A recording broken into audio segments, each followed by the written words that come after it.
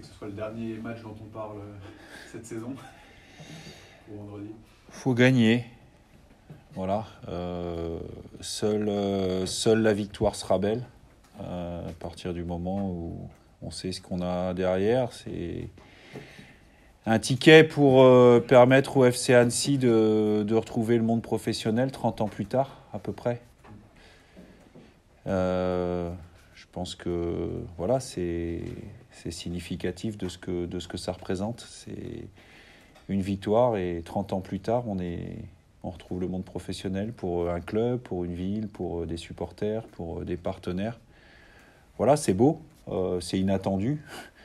C'était pas programmé, mais ça se présente et c'est une opportunité exceptionnelle et on va tout faire pour décrocher la victoire qui fera qu'effectivement ce serait le dernier match et on va tout faire pour ça. Après la défaite de la semaine dernière, on a commencé à passer la semaine. On a le sentiment que tu as pris quand même un petit coup de massue sur le crâne. Non, j'ai pas eu le sentiment d'un coup de massue. Je pense que si on doit, ça reste un match de foot quand même, ça reste la première défaite depuis quand même très longtemps. Voilà, des fois on oublie un petit peu, notamment quand on est dans des séries, que toute série a une fin. Donc effectivement, puis on joue un adversaire aussi qui reste, ça reste un derby, ça reste un bon adversaire qui il n'y a pas si longtemps que ça était dans la course. Donc pas pris un coup de massue par rapport à ça, mais en fait, la question, elle est significative aussi un petit peu de l'état d'esprit et ça rejoint le match de vendredi, c'est-à-dire que faut pas être en attente, on va dire, de la fête. Faut d'abord jouer le match, faire tout pour gagner le match et si on y arrive, il sera toujours temps de penser à ce qu'on fera après. Mais globalement, moi, j'ai pas senti les joueurs abattus. Moi, je suis pas abattu après ce match-là. On a dit première balle de match, on savait qu'on avait le droit à l'erreur, on a pris notre droit à l'erreur et on joue. Enfin voilà, il y a un événement qui se présente qui est extraordinaire, quoi. Donc il n'y a pas de quoi avoir pris un coup derrière la tête, au contraire. Il y a de quoi être hyper motivé, et volontaire et déterminé à aller chercher les 3 points. Jouer la dernière carte à la maison, justement, vous voyez ça comme une chance aussi. C'est une opportunité extraordinaire. Encore une fois, il faut tout remettre dans son contexte. Nous, on n'était pas programmés à ça. Finalement, on a fait pratiquement toute la saison dans les 3 premiers, souvent dans les 2 premiers. On se retrouve à faire la finale, quelque part notre finale, au Parc des Sports, à guichet fermé, devant 13 500 spectateurs. Enfin, j'y reviendrai plus tard, c'est pas 13 500 spectateurs qu'il faut. Ce match-là, moi je vais être clair, faut le jouer à 13 511 contre 11. Voilà, faut pas venir au stade en se disant on va participer peut-être à un événement à la fin. Non, moi j'ai eu la chance d'aller au Stade de France voir la finale Nantes-Nice. Bon, j'étais forcément un peu plus du côté des Nantais, que de toute manière, il y avait que des Nantais dans le stade. Mais au-delà de la performance des joueurs nantais, du staff et du club, il y a 50% de la victoire qui s'est décidée dans les tribunes. Moi, je vous dis, il y a 50% de la victoire qui s'est décidée dans les tribunes. Et vendredi, il faut que ce soit pareil. Il faut que moi, les gens qui vont venir me voir, j'ai de la famille, j'ai des amis qui viennent, je leur ai dit, mais vous venez pas voir le match, vous venez pousser l'équipe.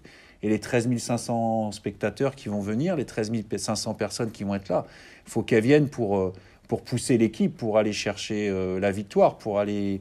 Voilà, ça fait 30 ans. Je reprends Nantes, là, ça faisait 20 ans, et mine de rien, ça joue, ça fait 30 ans qu'on n'a pas eu ça. Et là, c'est à portée de bras, et ça mérite qu'on s'y mette à 13 500 et quelques-uns pour aller gagner le match-là. Et ça, c'est très important aux gens de comprendre ça. C'est fantastique qu'ils soient là. Je crois que si on avait eu 20 000 spectateurs, on aurait fait 20 000 spectateurs là. Ça va être un record Enfin, on fait même mieux que le premier, quoi. C'est-à-dire que même Laval n'a pas fait ça là. Donc c'est fantastique, mais il faut que ça débouche sur une ambiance de folie, quoi. Est-ce que c'est un match qui, justement, c'est le genre de match qui se gagne peut-être plus sur les émotions, l'état d'esprit que purement le football, finalement ? La gestion des émotions, ça fait un moment que je veux dire, on en parle dans les avant-matchs. Je trouve qu'on est plutôt bon de ce côté-là. On a tiré des enseignements de certains matchs où on a été moins bon. Voilà, alors après, comment moi je vais l'aborder, je le sais. Comment le message va passer, j'espère qu'il passera bien. Après, comment il sera perçu et comment les joueurs seront là sur le terrain. Mais pour avoir vécu ça joueur, à un moment donné, il n'y a pas besoin de trop gérer. Il y a juste à se laisser emporter. Et alors, ça vient aussi du terrain. On a vu contre 7, il y a eu avec 2 fois moins de spectateurs. Parce que finalement, on se rend compte que contre 7, il y avait pratiquement 2 fois moins de spectateurs qu'il y aura. Et on a trouvé ça déjà génial. Mais c'est vrai que s'il y a une communion qui se crée, parce que nous, sur le terrain, on donne envie aux gens de suivre et que les gens suivent et poussent, voilà, on doit vraiment tout faire et tout mettre de notre côté pour battre cette équipe des Sedan, qui ne viendra pas juste pour faire de la figuration, qui est une équipe très difficile à jouer. Et je sais qu'on ne sera pas trop de 13 511 pour gagner ce match-là, parce qu'en face de nous, on aura des gens qui ne vont pas se laisser faire et qui n'ont pas envie juste de venir faire un petit dernier match avant de partir en vacances. De leur part, tu t'attends à la même implication qu'a pu avoir Bourg, par exemple. T'attends rien d'eux, quoi. Ah, moi, j'attends rien, non. Non, ça, c'est clair que j'attends rien de l'adversaire. Je me suis retrouvé aussi parfois dans la situation où ils sont. Et croyez-moi, on a toujours des leviers de motivation qui permettent de faire ces matchs-là. Parce que l'ambiance, elle est pour les deux équipes aussi. Voilà. D'où l'importance et le rôle, encore une fois, des gens qui vont venir de pousser l'équipe. Comment faire pour remobiliser, vous, en tant qu'entraîneur, justement, l'équipe après cette défaite face à Bourg et avec un enjeu crucial? En fait, c'est très facile parce que je n'ai pas à les remobiliser. Parce qu'ils n'ont pas été démobilisés. Voilà. C'est une défaite. On a perdu quelques matchs cette année, 6, je crois. Voilà. On a fait 33 matchs, on a perdu 6. C'est pas mal. Quoi qu'il arrive, la saison de ce côté-là, moi, j'ai pas de gens démobilisés. J'ai des gens qui étaient déçus parce que, encore une fois, on avait la possibilité de finir, on aurait bien fini. Mais on l'a pas fait. Et là, on est dans notre stade avec un stade plein. Et on a l'opportunité de finir. Donc, j'ai pas des gens démobilisés, j'ai des gens qui sont hyper motivés.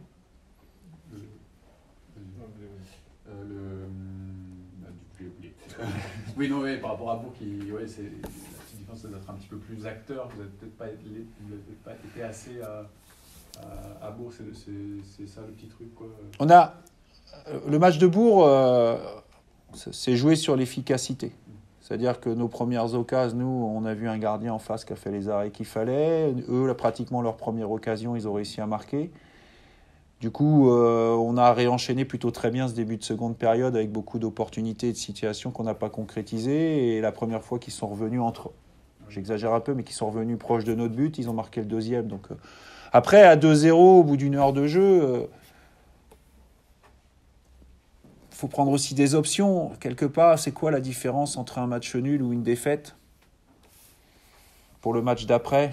Alors vous allez me dire, ouais, un nul suffit demain, ouais. Mais bon, avec quelle énergie on dépense, que peut nous coûter le fait de revenir à 2 partout? Et puis quelque part, après, à 2-0, on n'a pas eu tant de situations que ça. Donc voilà, puis je pense que, je ne sais pas que les joueurs bien sûr, ils n'ont pas lâché, mais je pense qu'après, l'attention, elle était plus reportée sur le match d'après, quoi. Ouais.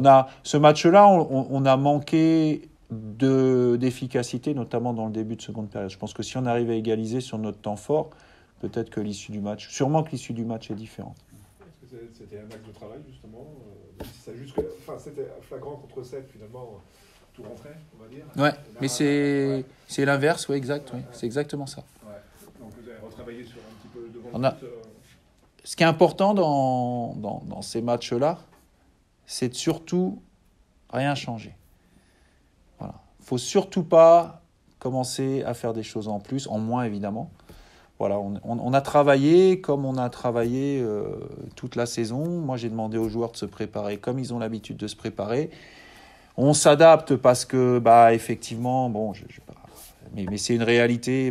Quand vous vous entraînez sur un synthétique, quand il fait 10 degrés, c'est pas la même chose que quand vous devez vous entraîner sur un synthétique et qu'il fait 26 degrés. parce que ça a des implications, donc on est obligé de s'adapter par rapport à ça. Et j'ai notamment enlevé une séance l'après-midi, parce que s'entraîner là, sous cette chaleur-là, c'est pas possible. Mais sinon, par rapport à ça, les contenus d'entraînement, et ça a été un discours que j'aurais tenu, c'est de se préparer de la même manière que d'habitude. On fera la journée de match comme on fait d'habitude. Donc voilà, il y a pas de... faut pas rajouter d'événement à l'événement. Encore une fois, là, ça se jouera entre 20h45 et on va dire 22h15. C'est là que ça va se jouer. Et le tout, c'est d'être prêt à 20h45 au coup d'envoi. La chaleur, justement, alors même si c'est 20h45, forcément un peu plus frais, mais ça risque d'être lourd quand même. Ça peut avoir un impact, ça. Alors, ça concernera les deux équipes, on est d'accord, mais là, cette chaleur subite, là, en une semaine, ça joue sur les organismes. Oui, ça joue, c'est quelque chose d'important. Alors, c'est sûr que compte tenu de la semaine, c'est mieux de jouer à 20h45 qu'à 18h. Je pense qu'on aura perdu quelques degrés, puis au fur et à mesure du match, on en perdra aussi. Donc ça, c'est une bonne chose, mais ça reste pour les deux équipes. Donc, quand il fait trop chaud, c'est pour les deux équipes. Quand il fait un peu plus frais, c'est pour les deux équipes aussi.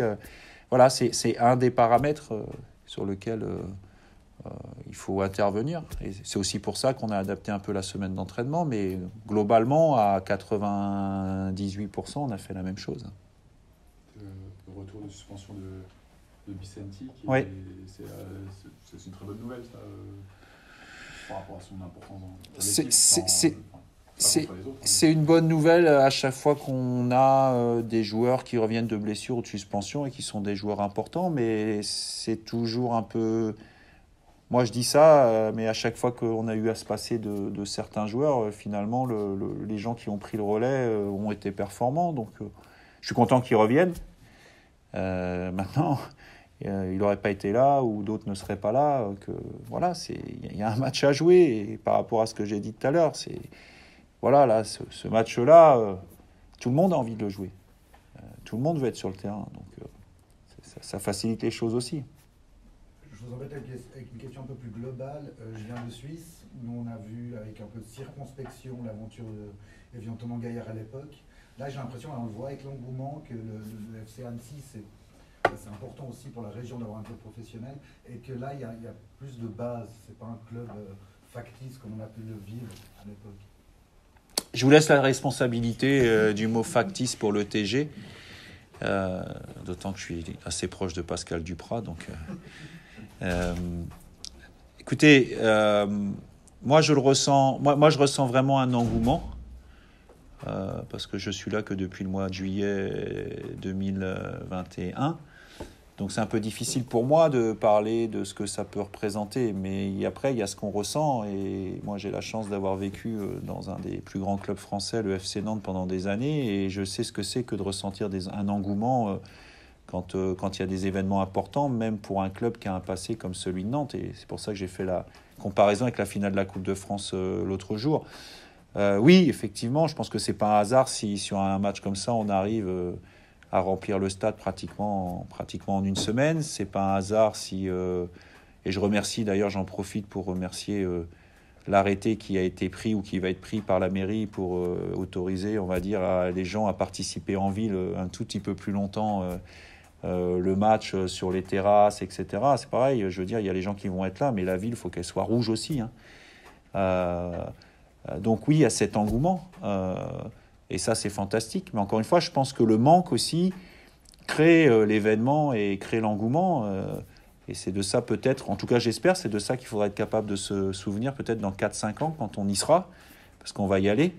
Et peut-être que des choses sembleront un petit peu plus banales, parce qu'on se dira, ah oui, bon, voilà, c'est vrai, on est monté il y a 4-5 ans. Et puis, voilà, non, c'est exceptionnel. Il y a quelque chose d'exceptionnel qui est en train de se créer. Il faut le valider, ça reste le plus dur.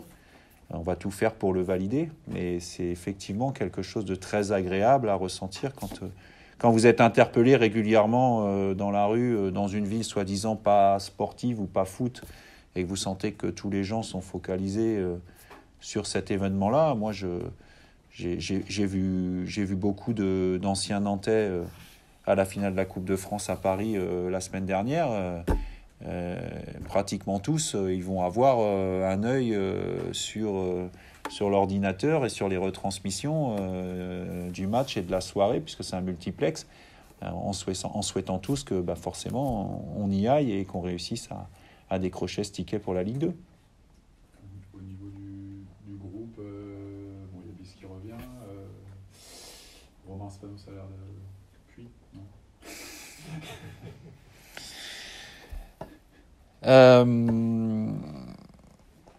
Je donne pas d'indication pour ce match-là. Ça sera la seule fois de la saison, donc je donne pas d'indication pour ce match-là.